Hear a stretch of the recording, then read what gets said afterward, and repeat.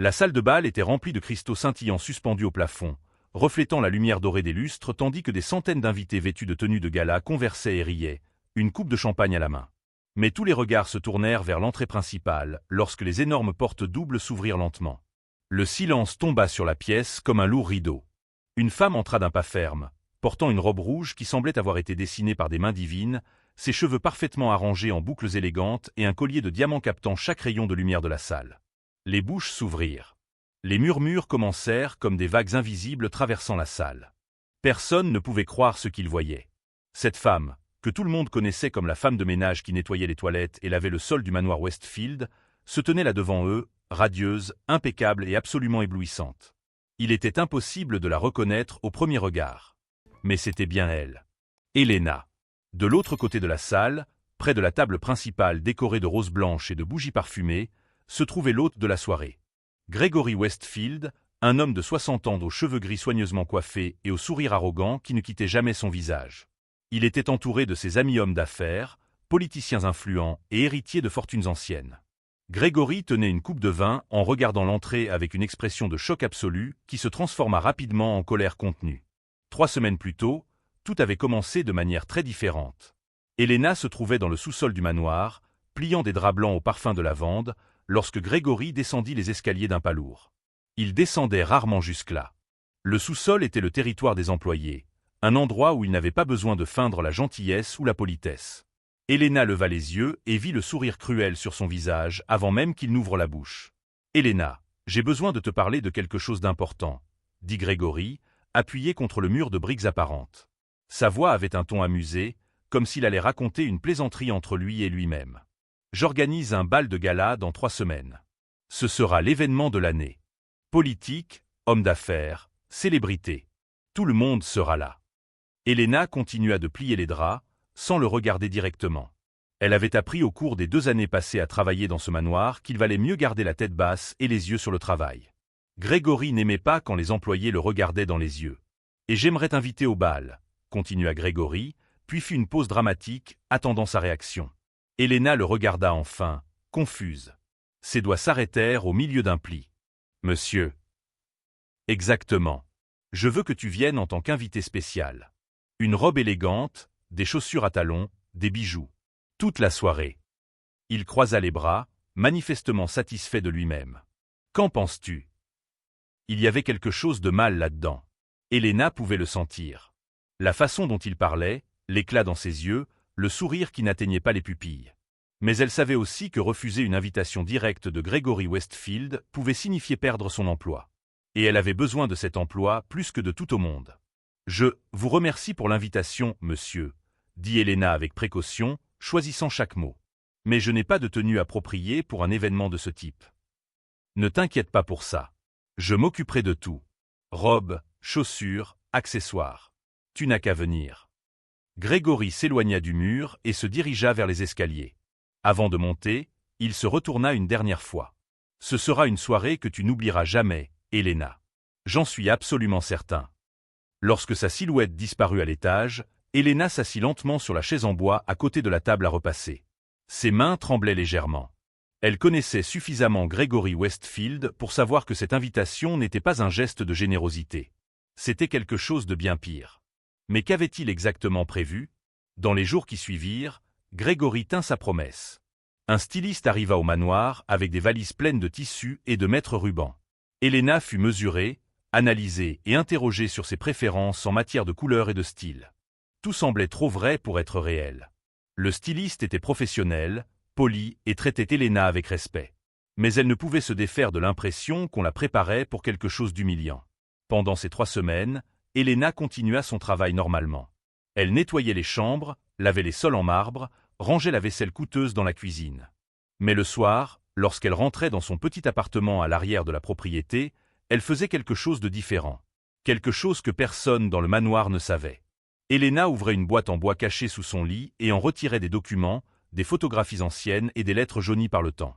Elle passait des heures à étudier ses papiers, vérifier les dates, comparer les signatures et prendre des notes dans un carnet usé. Il y avait une raison pour laquelle Helena avait accepté de travailler comme femme de ménage au manoir Westfield 2 ans plus tôt. Une raison qui allait bien au-delà du salaire ou du besoin financier. Et maintenant, à l'approche du bal, elle savait que le moment qu'elle avait attendu si longtemps arrivait enfin. Le jour de l'événement, Helena se réveilla avant le lever du soleil. Elle prit une longue douche, lava soigneusement ses cheveux et commença à se préparer lentement. La robe rouge était suspendue à la porte de l'armoire, protégée par une housse en tissu fin. Les chaussures à talons argentés étaient polies et brillantes. Le collier de diamants, que Grégory avait envoyé comme touche finale, reposait dans une boîte en velours sur la commode. Helena regarda tout cela et inspira profondément. Elle prit le collier de diamants et le tint contre la lumière de la fenêtre. Il était authentique, cher, éblouissant. Mais ce n'était pas le seul objet précieux qu'elle porterait cette nuit-là. Helena ouvrit le tiroir inférieur de la commode et en sortit une petite bague en or avec un blason gravé à sa surface. Elle mit la bague à son doigt et observa comment elle s'ajustait parfaitement. Cette bague avait appartenu à quelqu'un de très important. Quelqu'un que Grégory Westfield préférait que tout le monde oublie. Lorsqu'Helena eut enfin terminé de se préparer, elle se regarda dans le miroir et reconnut à peine la femme reflétée. Ce n'était pas seulement une transformation physique. C'était sa posture, la détermination dans le regard, la manière dont elle relevait le menton. Elle n'était plus la femme de ménage invisible qui nettoyait en silence. Cette nuit-là, elle serait celle qu'elle aurait toujours dû être. De retour dans la salle de bal, Helena avançait lentement parmi les invités. Chaque pas était mesuré, calculé. Les gens s'écartaient pour la laisser passer, incapables de détourner le regard. Elle pouvait entendre les murmures, les questions confuses, le choc général. Mais ses yeux étaient fixés sur une seule personne. Grégory Westfield. Il avait organisé cela comme une blague cruelle, une façon de l'humilier publiquement devant l'élite de la ville. Mais ce que Grégory ignorait, c'était qu'Helena était sur le point de transformer sa blague en la plus grande révélation que cette salle ait jamais vue. Et rien, absolument rien, ne serait plus jamais comme avant. Si vous aimez cette histoire, n'oubliez pas de vous abonner à la chaîne pour ne pas manquer la suite. Grégory Westfield regardait Helena traverser la salle en sa direction et ressentit quelque chose qu'il éprouvait rarement, une peur véritable. Pas de la femme elle-même, mais de la manière dont elle portait cette transformation. Il y avait quelque chose de différent dans ses yeux, une confiance qu'il n'avait jamais vue auparavant au cours des 2 années où elle avait nettoyé sa maison dans un silence absolu. Il recomposa rapidement son expression faciale, forçant le sourire arrogant sur son visage. Il se tourna vers les hommes autour de lui, tous des hommes d'affaires influents qui contrôlaient la moitié des entreprises de la ville, et leva sa coupe de vin dans un geste exagéré. « Messieurs, permettez-moi de vous présenter mon invité spécial de la soirée, » dit Grégory d'une voix suffisamment forte pour que la moitié de la salle puisse entendre. « Helena travaille pour moi depuis quelques années. J'ai pensé qu'il serait généreux de ma part de lui donner l'occasion de découvrir comment vivent les personnes de véritable valeur. » Les hommes autour de lui rirent poliment, mais un malaise se lisait dans leurs yeux. Certains détournèrent le regard. D'autres prirent de longues gorgées de leur boisson. Helena s'arrêta à 3 mètres de Grégory, mais ne dit rien. Elle se contenta de le fixer avec cette expression impassible qui le rendait de plus en plus irrité. « Dis-moi, Helena, » continua Grégory en avançant d'un pas vers elle. « Le costume te plaît-il ? Il a coûté plus que ce que tu gagnes en une année entière de travail. Peut-être 2 ans, en réalité. » « La robe est appropriée, » répondit calmement Helena. Sa voix était ferme, sans trace de nervosité ni d'humiliation. « Comme tout ce que vous avez fourni. » Grégory fronça les sourcils. Les choses ne se déroulaient pas comme prévu. Il s'attendait à ce qu'elle bégaie, qu'elle se sente petite devant tous ces regards jugeants. Mais Helena était là, sereine, comme si elle appartenait à cet endroit autant que n'importe qui d'autre dans la salle. « Eh bien, profite de la soirée, » dit Grégory en se détournant comme si elle n'était plus digne de son attention. « Après tout, des opportunités comme celle-ci n'arrivent pas tous les jours pour des personnes comme toi. » Helena sourit légèrement. Un petit sourire, presque imperceptible, mais qui fit se tordre l'estomac de Grégory. C'était le sourire de quelqu'un qui savait quelque chose d'important. Quelque chose qu'il devrait craindre. Alors qu'Helena s'éloignait vers le buffet, Grégory sentit le besoin de boire quelque chose de plus fort que du vin. Il fit signe à un des serveurs et prit un verre de whisky, en vidant la moitié d'un seul trait. Ses amis hommes d'affaires s'étaient dispersés, visiblement mal à l'aise de la façon dont il avait traité la domestique en public. Non que Grégory se soucie de leur opinion. Il était Grégory Westfield. Personne n'osait le contredire ouvertement. Mais en observant Helena converser poliment avec quelques invités de l'autre côté de la salle, un souvenir ancien commença à le tourmenter. Quelque chose qu'il avait profondément enfoui, quelque chose qu'il pensait résolu depuis longtemps. Pourquoi cette femme semblait-elle si familière quand elle n'était pas en uniforme de domestique? Pourquoi ses yeux portaient-ils cette intensité perturbante? 2 heures avant le début du bal, Grégory se trouvait dans son bureau privé au 2e étage du manoir. C'était une pièce recouverte de bois sombre, avec des étagères remplies de livres qu'il n'avait jamais lus et de trophées achetés aux enchères pour impressionner les visiteurs. Il passait en revue la liste des invités lorsque son assistant personnel, un homme nommé Thomas, aux cheveux blonds et aux lunettes à monture fine, entra avec une expression préoccupée. « Monsieur Westfield, je dois vous parler de quelque chose de délicat, » dit Thomas en refermant la porte derrière lui. « Si c'est à propos des canapés, j'ai déjà réglé ça avec le chef, » répondit Grégory sans lever les yeux des papiers. « Ce n'est pas à propos de la nourriture. C'est à propos d'Elena. » Grégory regarda enfin Thomas. Que se passe-t-il avec elle? Certains autres employés ont mentionné qu'elle posait des questions étranges ces derniers mois. Des questions sur la famille Westfield, sur feu Monsieur Charles Westfield. Charles Westfield. Le nom résonna dans l'esprit de Grégory comme une cloche lointaine. Son père. L'homme qui avait construit l'empire financier que Grégory contrôlait désormais. Charles était mort il y a 3 ans, de manière soudaine et inattendue. Du moins, c'est ce que tout le monde croyait. Quel genre de questions? Demanda Grégory, sentant la tension monter dans sa colonne vertébrale. Où il a été enterré? Sur ses affaires avant que tu ne prennes le contrôle. Sur les personnes qui travaillaient ici il y a des décennies. Thomas ajusta nerveusement ses lunettes. J'ai pensé que vous devriez le savoir avant le bal. Grégory congédia Thomas d'un geste de la main, mais l'information resta collée dans son esprit comme une tache d'huile. Pourquoi une domestique s'intéresserait-elle au passé de sa famille? Était-ce simplement de la curiosité? Ou se passait-il quelque chose de plus profond? À présent, en observant Elena dans la salle de bal, Grégory commença à assembler les pièces d'un puzzle dont il ignorait l'existence. La façon dont elle baissait toujours la tête quand il passait, mais ses yeux suivaient chacun de ses mouvements. La manière dont elle ne demandait jamais de congé, ne se plaignait jamais du travail, ne tentait jamais de se lier d'amitié avec les autres employés. Elle était là avec un but précis.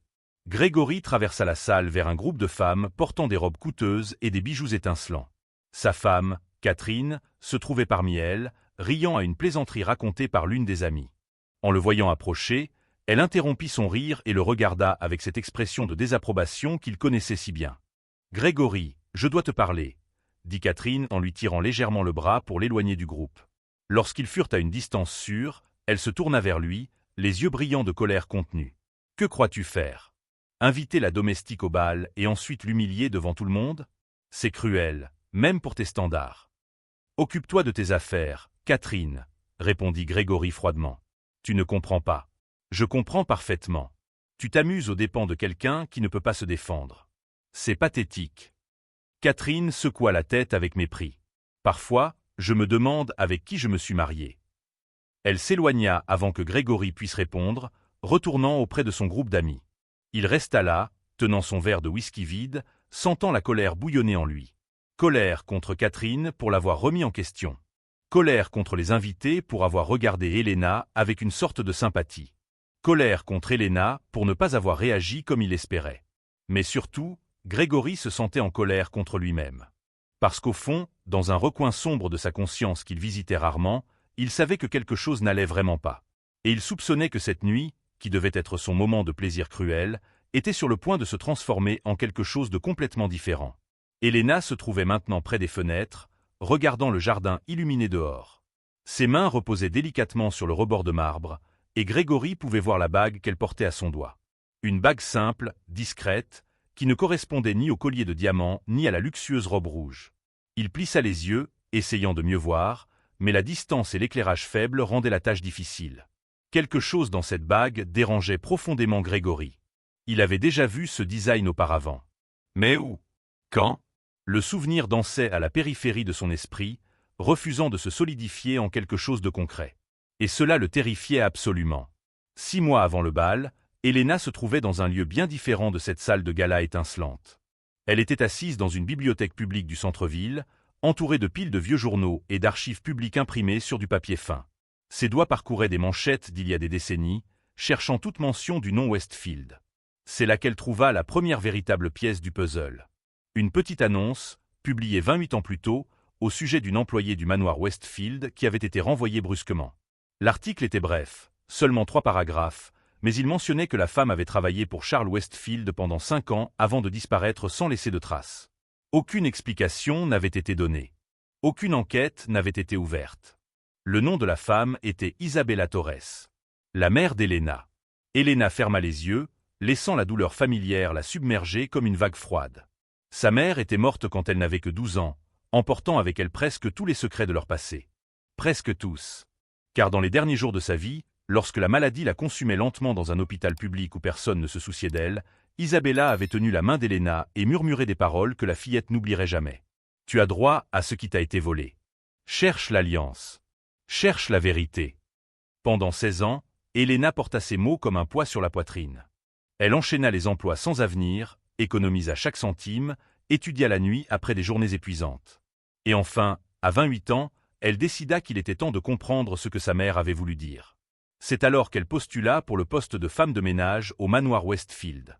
De retour dans la salle de bal, Elena restait près des fenêtres, mais son esprit était ailleurs. Elle pensait à toutes les nuits passées éveillée dans la petite chambre à l'arrière de la propriété, organisant des preuves. Elle pensait aux conversations qu'elle avait entendues en se cachant derrière des portes, aux tiroirs qu'elle avait fouillés pendant que tout le monde dormait, aux documents qu'elle avait photographiés avec son vieux téléphone portable. Un homme en costume gris s'approcha d'elle, interrompant ses pensées. Il était grand, aux cheveux sombres commençant à grisonner aux tempes et aux yeux bienveillants qui contrastaient avec la dureté des autres invités.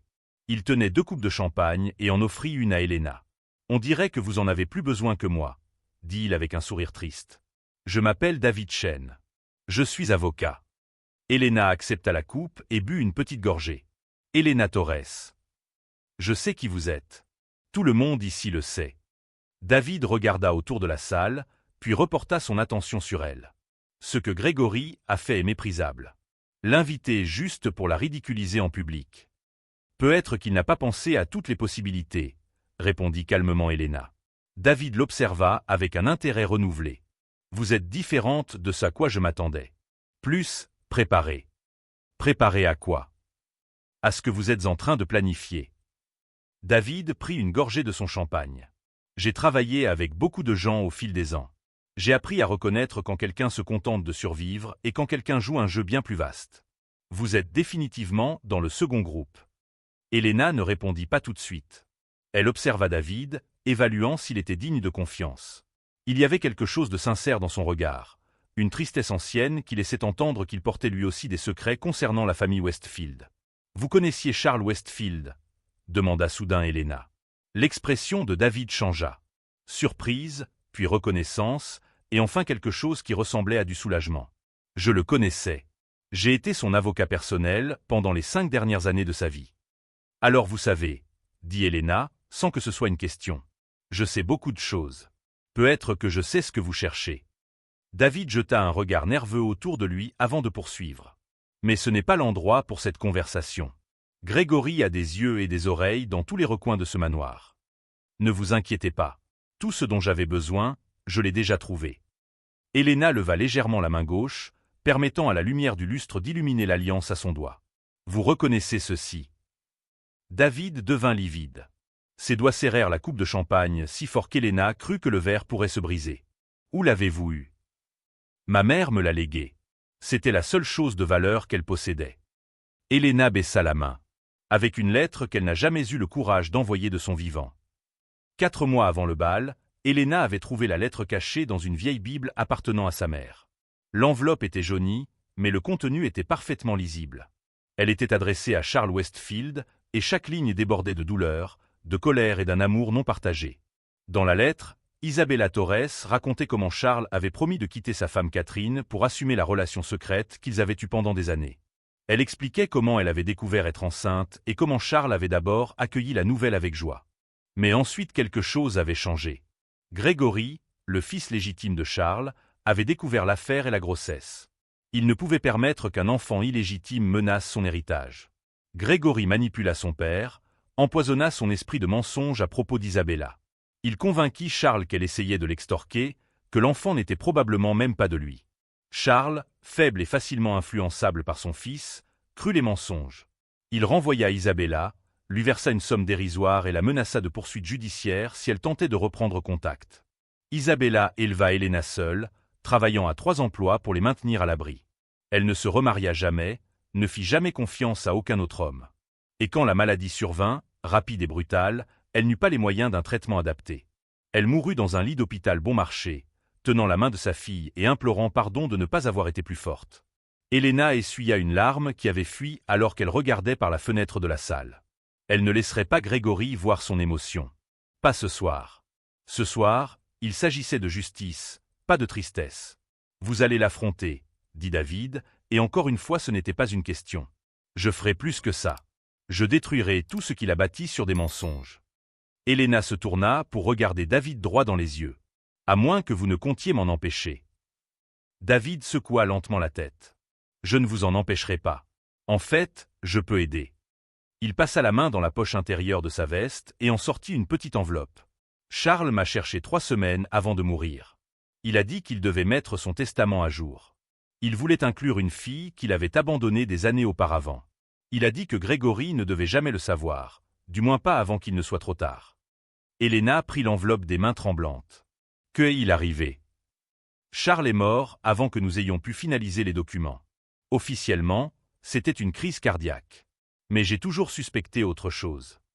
David regarda en direction de Grégory, qui se trouvait de l'autre côté de la salle. Surtout après que Grégory ait pris le contrôle et changé tout si rapidement. Vous pensez que Grégory a tué son propre père? Je pense que Grégory est capable de tout pour protéger son empire. David posa la main sur l'épaule d'Elena avec douceur. Faites attention. Il est dangereux quand il se sent menacé. Elena acquiesça et rangea l'enveloppe dans la petite pochette qu'elle portait. Elle avait attendu 2 ans pour ce moment. Elle avait amassé des preuves, tissé des alliances secrètes et préparé chaque détail méticuleusement. Et maintenant, enfin, toutes les pièces étaient en place. Le bruit d'une cuillère frappant le cristal résonna dans la salle, faisant progressivement taire les conversations. Grégory Westfield se tenait debout sur une petite estrade à l'extrémité de la salle, tenant un micro dans une main et une coupe de champagne dans l'autre. Son sourire était large, confiant, le sourire d'un homme qui croyait contrôler complètement la situation. « Mesdames et messieurs, merci d'être présents pour cette soirée spéciale », commença Grégory, sa voix amplifiée remplissant chaque recoin de l'espace.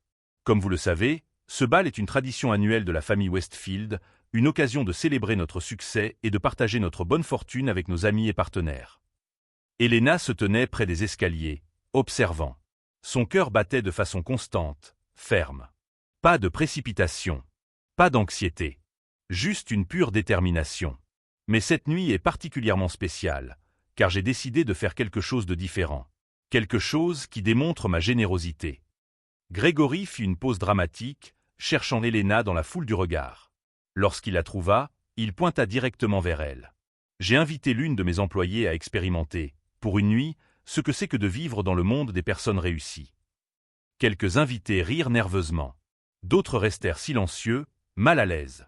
Catherine Westfield, l'épouse de Grégory, détourna le regard avec un dégoût visible. « Elena, s'il te plaît, viens ici », appela Grégory en faisant un geste exagéré de la main libre. « Ne sois pas timide.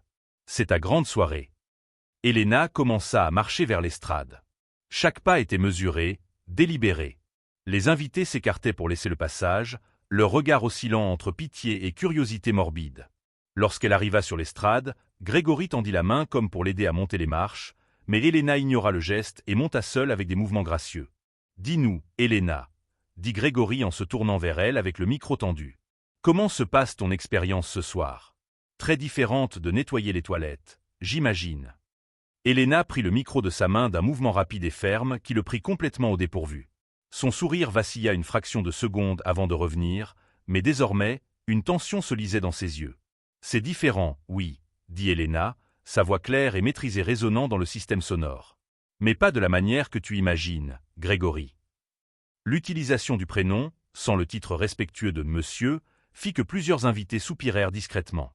Grégory recula d'un pas, son expression se durcissant. « Ces dernières heures m'ont fait réaliser quelque chose d'important, » continua Elena, se tournant vers le public plutôt que vers Grégory. « J'ai compris que cette salle est remplie de personnes qui ont construit leur vie sur des fondations solides. Travail honnête, décisions éthiques, respect véritable des autres. » Elle fit une pause, laissant le silence peser dans l'air. « Et puis il y a des gens comme Grégory Westfield qui ont bâti leur fortune sur des mensonges, des manipulations et des crimes jamais punis. » La salle explosa en murmures.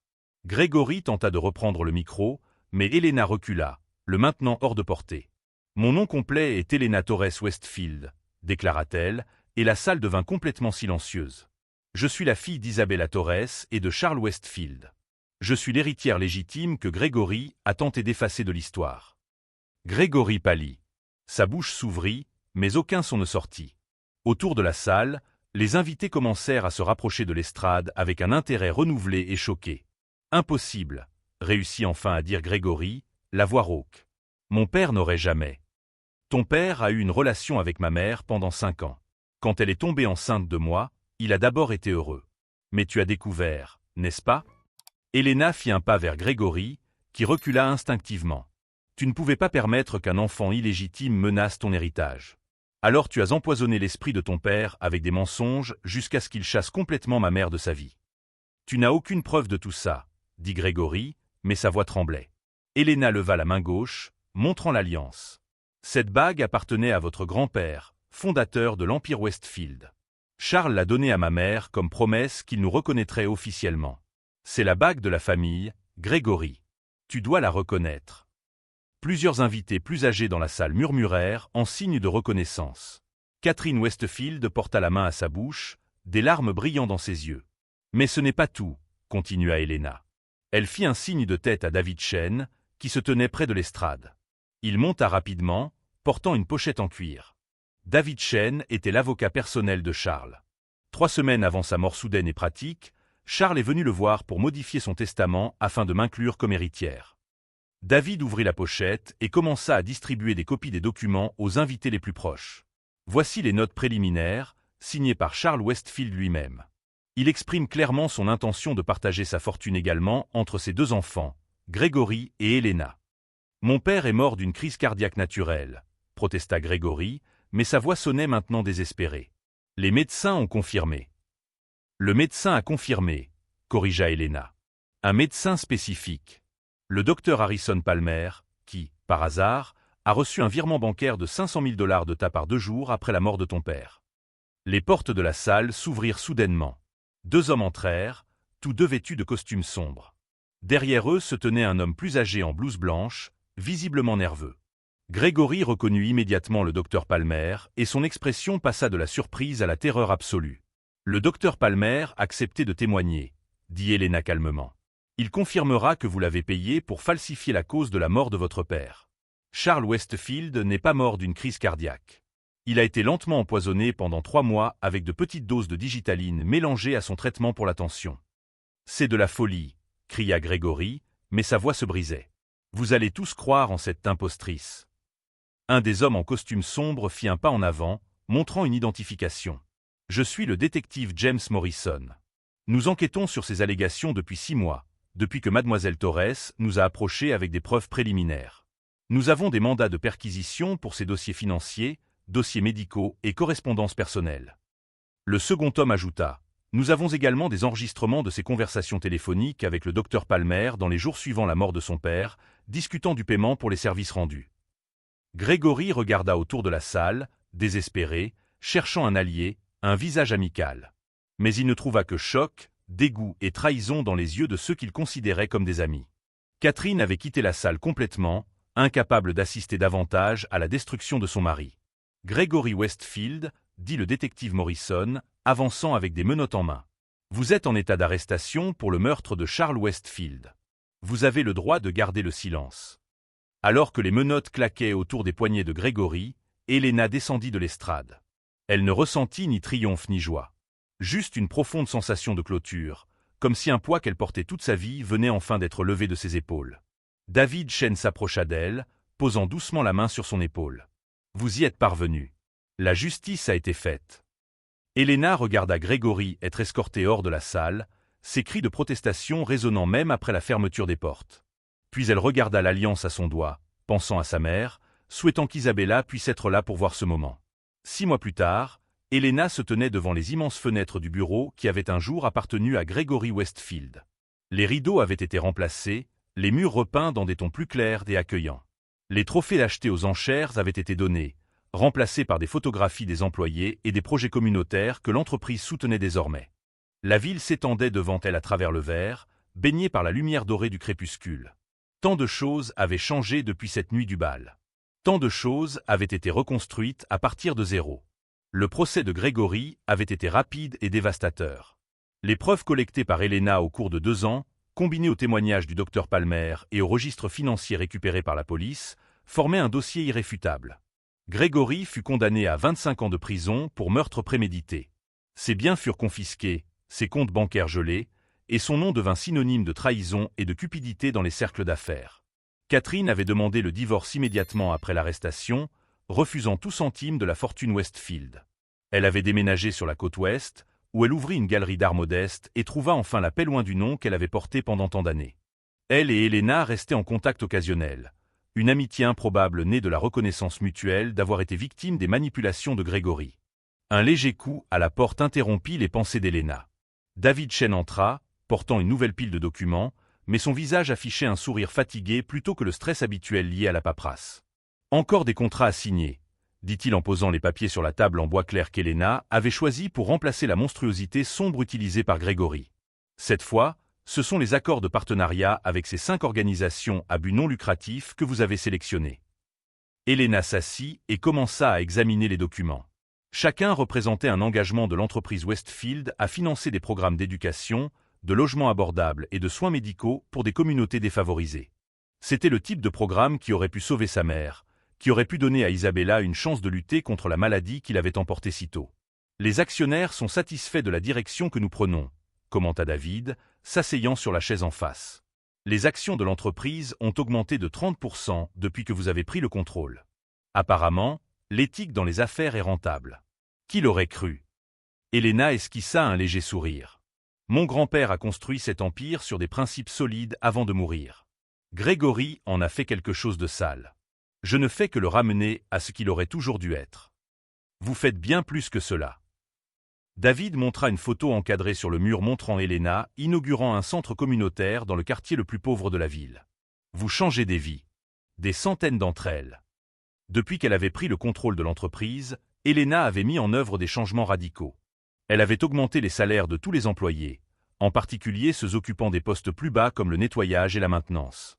Elle avait établi des programmes de formation pour permettre aux employés de progresser au sein de l'entreprise. Elle avait créé un fonds d'urgence pour aider les employés confrontés à des crises médicales ou familiales. Mais elle était allée au-delà des murs de l'entreprise. Elena avait utilisé la fortune Westfield pour construire des cliniques gratuites, des centres éducatifs et des refuges pour les sans-abri. Elle visitait personnellement ces lieux régulièrement, discutant avec les personnes aidées, écoutant leurs histoires et comprenant leurs besoins. « J'ai reçu une lettre hier », dit Elena en ouvrant un tiroir et en retirant une enveloppe jaune. D'une femme nommée Patricia. Elle travaillait 3 emplois pour subvenir aux besoins de 2 enfants après que son mari l'ait abandonnée. Une de nos cliniques a diagnostiqué et traité son plus jeune fils pour une affection cardiaque qui aurait été fatale si elle n'avait pas été détectée à temps. David lut la lettre en silence, et Elena vit des larmes se former au coin de ses yeux.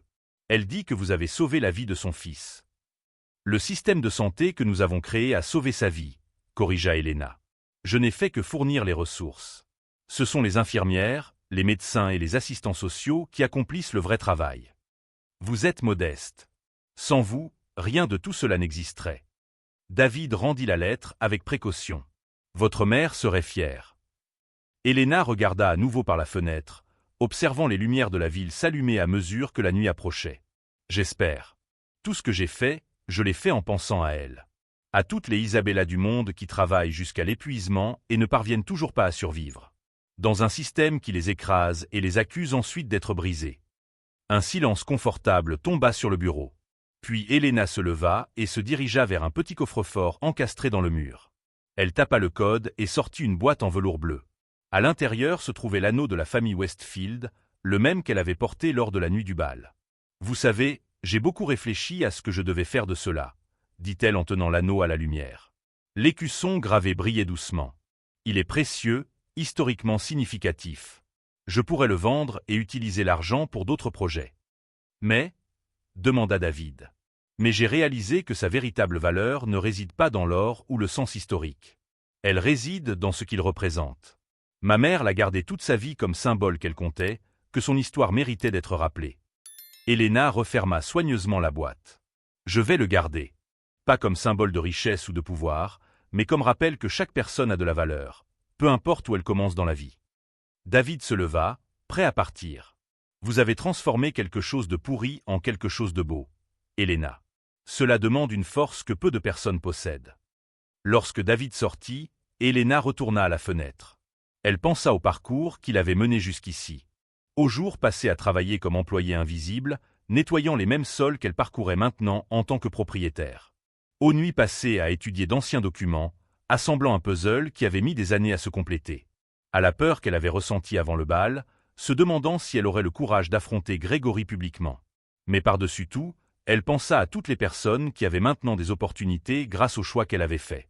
Les enfants recevant une éducation gratuite. Les familles recevant des soins médicaux. Les travailleurs recevant des salaires dignes et du respect. Helena n'avait pas fait tout cela par vengeance. La vengeance aurait simplement consisté à détruire Grégory et à prendre sa fortune. Ce qu'elle avait fait était bien plus profond et durable. Elle avait transformé un empire construit sur l'exploitation en une force pour un véritable changement. Elle avait prouvé que le pouvoir et la richesse pouvaient être utilisés pour élever les gens plutôt que pour les écraser. Le téléphone sur le bureau sonna.